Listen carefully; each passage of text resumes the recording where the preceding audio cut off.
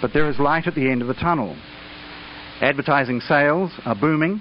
More and more people are coming out of the woodwork to help us out with injections of capital. And in that sense, I think I can claim some success. We have struck a chord. More and more people are realizing, through listening to Radio Liberty, that if the country is to have a worthwhile future, that future lies in the ethos which Radio Liberty is promoting: individual self-ownership, self-responsibility, self-reliance. Scores of people have written to tell me that their thinking has been clarified or changed by listening to us. Others have marvelled at having something intelligent on the airwaves for once. Even our opponents grudgingly concede that. I quote from one review in a mass circulation left-wing magazine, quote, "Liberty is commercial radio aimed at thinking adults, which until now has been a contradiction in terms."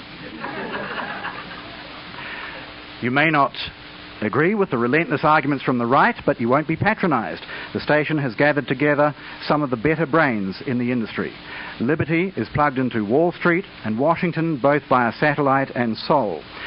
Liberty is quite certain most of us have had the spunk, self-reliance and ability to use our noodles crushed by meddling bureaucrats and social engineers, big and inefficient government, and now those righteous, politically correct thought police of the left. If you automatically think liberty must be wacky and dangerous, I think it probably has a point. Sorry, unquote. Others have been less grudging. An editorial in New Zealand's leading business weekly, the National Business Review, said the following, quote, "A breath of fresh air is flowing over the airwaves. Since its launch, Radio Liberty has gone from gawky newcomer to a sophisticated alternative to the state-run, commercial-free national network. Its treatment of news and current affairs has an enthusiasm and purpose rarely heard in broadcasting. It has provided a platform which challenges decades of blinkered thinking. Instead of the disaffected seeking ways to increase their grip on other people's money in the name of social justice, it asks what right they have in the first place even to ask.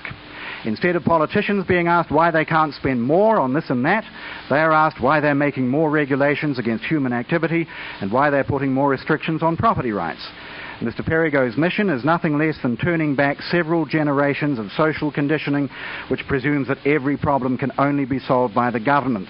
Mr. Perigo even has the temerity to ask whether most of these so-called problems are worth worrying about in the first place. The message so far from Radio Liberty's programming is that the task is not impossible," unquote. Well, at this point, so that this isn't all floating abstractions, I guess I should let the programming speak for itself. Just a few preliminary remarks of explanation. What you're about to hear are snippets from a few editions of my morning program, New Freeland, enough, I hope, to convey the flavour of the program's format and content. New Freeland airs every weekday morning from 7 till 9 o'clock. It's sponsored, as you will hear, by Eagle's Nest cigarettes, which don't exist.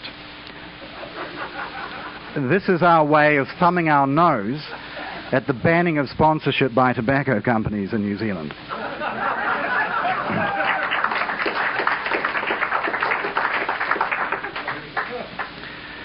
Each program begins with a burst of Tchaikovsky and ends with Rachmaninoff invoking a more rational era before the prevalence of headbanging and caterwauling. I then launch proceedings with a daily editorial, which I repeat at the program's conclusion. I've included 2 such editorials here. Aside from regular news and business news bulletins, there are typically 5 or 6 interviews per program on matters political, economic and social, with me as interviewer overtly pushing the libertarian line. I've selected 3 extracts from interviews to replay.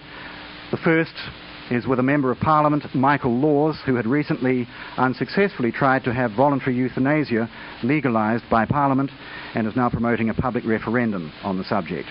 The second is with another Member of Parliament, whose name is Tau Henare.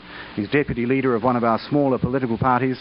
It's about his efforts to legalise sports betting, which is banned in New Zealand in any sport other than horse racing. And I talked to him about the contradiction between his stand on this issue and his attempts to have cigarette sales banned outright. The third interview extract will be self-explanatory to this audience. You will also hear a soapbox, a daily opinion piece contributed by a pool of libertarians among our listeners, and various other brief features with a humorous bent, which are also daily components.